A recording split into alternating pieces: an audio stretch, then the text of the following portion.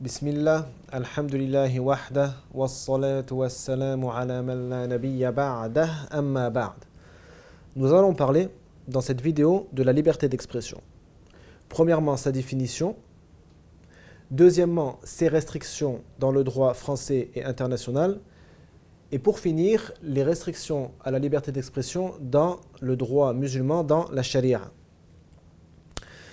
Premièrement, la Déclaration des droits de l'homme et du citoyen de 1948 dispose que tout individu a le droit à la liberté d'opinion et d'expression, ce qui implique le droit de ne pas être inquiété pour ses opinions et celui de chercher, de recevoir et de répandre sans considération des frontières les informations et les idées par quelque moyen d'expression que ce soit. Donc ça, c'est la définition générale de la liberté d'expression. Et l'article 10 de la Convention européenne des droits de l'homme stipule que toute personne a droit à la liberté d'expression et ce droit comprend la liberté d'opinion et la liberté de recevoir ou de communiquer des informations ou des idées sans qu'il puisse y avoir ingérence d'autorité publique et sans considération de frontières. Et dans le droit français, la liberté d'expression a valeur constitutionnelle.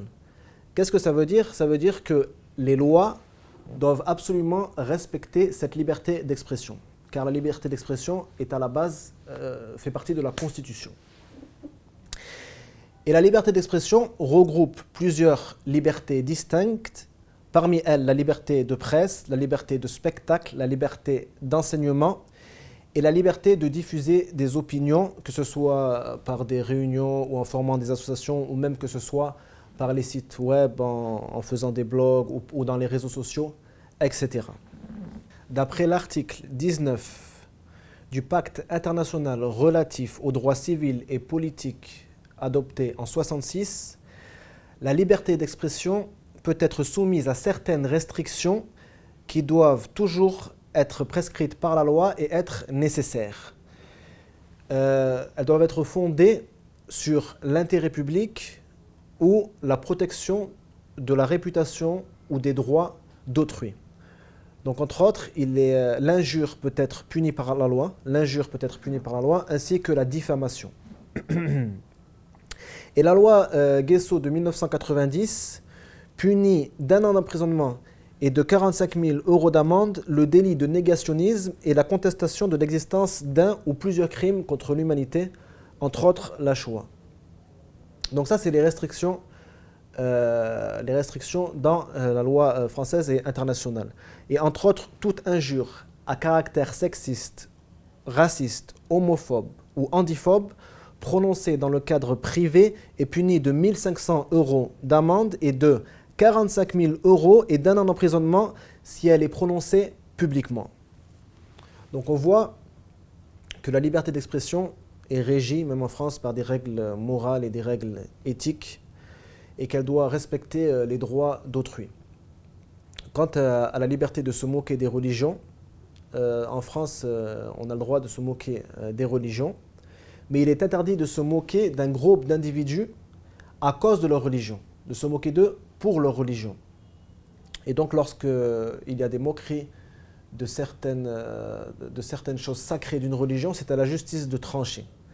Est-ce que le fait de se moquer de la divinité, par exemple, d'une telle religion ou le prophète d'une telle religion, est-ce que l'intention derrière cela est de se moquer et de porter atteinte à tous les gens qui pratiquent cette religion, ou l'intention n'est pas cela, mais seulement se moquer de la religion? Donc c'est la justice qui doit trancher, et c'est ce qui est arrivé avec Charlie Hebdo. Il n'y a pas eu de poursuite parce qu'ils n'ont pas été considérés comme ayant voulu porter atteinte à tous les musulmans, même si des millions de musulmans ont été atteints par ce qu'ils ont fait. La liberté d'expression dans la presse devrait plutôt aider à démanteler les réseaux terroristes plutôt que d'essayer de provoquer de la haine avec des dessins satiriques niveau cours préparatoire. Lorsqu'on voit par exemple ce qu'a fait Guillermo Cano, qui a été exécuté par les narcotrafiquants en Colombie en 1986, lui, il a utilisé la liberté d'expression, la liberté de presse pour une chose importante.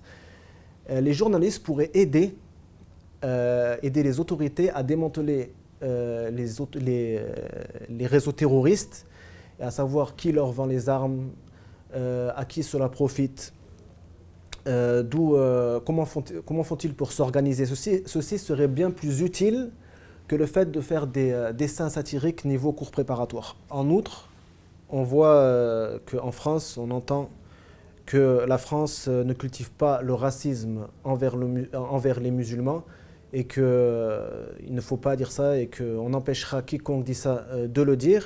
Et après cela, on voit que certains chroniqueurs dans certains médias ont été condamnés plusieurs fois pour incitation à la haine raciale, et plus particulièrement contre les musulmans, et pourtant ils continuent à faire leurs chroniques sur ces chaînes et ils ne sont nullement inquiétés.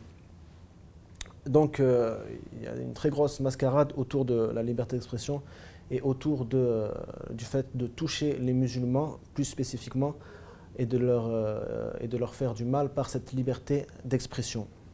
Par contre, dans le droit musulman, dans la charia, la liberté d'expression a certaines limites, et je vais en citer quelques-unes ici. Premièrement, il est interdit de mentir.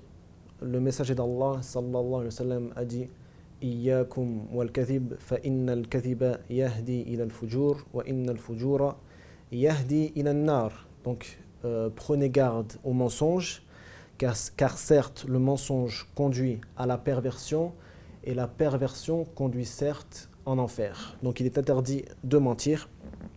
Il est interdit aussi d'insulter son frère musulman. Le messager d'Allah sallallahu alayhi wa sallam a dit Sibabul muslimi fusuq.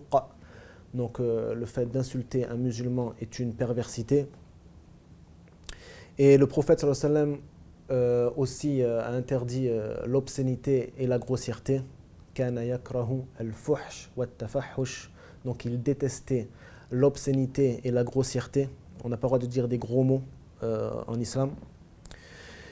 Et il est interdit, par exemple, aussi d'insulter les divinités des autres religions et les choses sacrées dans les autres religions. وَلَا تَسُبُّوا الَّذِينَ يَدْعُونَ مِن دُونِ اللَّهِ فَيَسُبُّوا اللَّهَ عَدْوًا بِغَيْرِ عِلْمٍ. Donc ceci est un verset du Coran. N'insultez pas ce qu'ils adorent en dehors d'Allah, car ils insulteraient Allah par injustice et sans aucune science. Donc ça, il y a une règle dans les fondements de la jurisprudence qui s'appelle Sadd al-Dhara'i'. Parmi les preuves de cette règle, il y a ce verset. Lorsqu'on fait une chose qui provoque une chose encore pire, il est interdit de faire cette chose. Donc par exemple, une statue adorée, une idole adorée. Bien sûr, ce n'est rien du tout, ce n'est que de l'or ou du bois, peu importe en quoi il fait cette idole. Le fait de l'insulter en lui-même, ce n'est rien. Mais si on insulte cette idole, les gens qui adorent cette idole insulteront Allah ou insulteront notre religion. C'est pour ça que Allah a interdit d'insulter les idoles et d'insulter les choses sacrées dans les autres religions. Cela s'appelle Sadd al-Dhara'i', le fait de fermer toutes les portes au mal. Et donc là, tu vois l'imbécilité des terroristes qui croient arrêter les insultes à la religion de l'islam en faisant des attentats. C'est complètement stupide, ça ne fait qu'augmenter la haine envers la religion de l'islam. Alors que si ils parleraient avec intelligence et qu'ils montraient les bienfaits de cette religion et qu'ils ne désobéiraient pas à Allah en tuant des gens sans aucun droit, cela répandrait l'islam et éloignerait les gens de l'insulte de notre noble religion.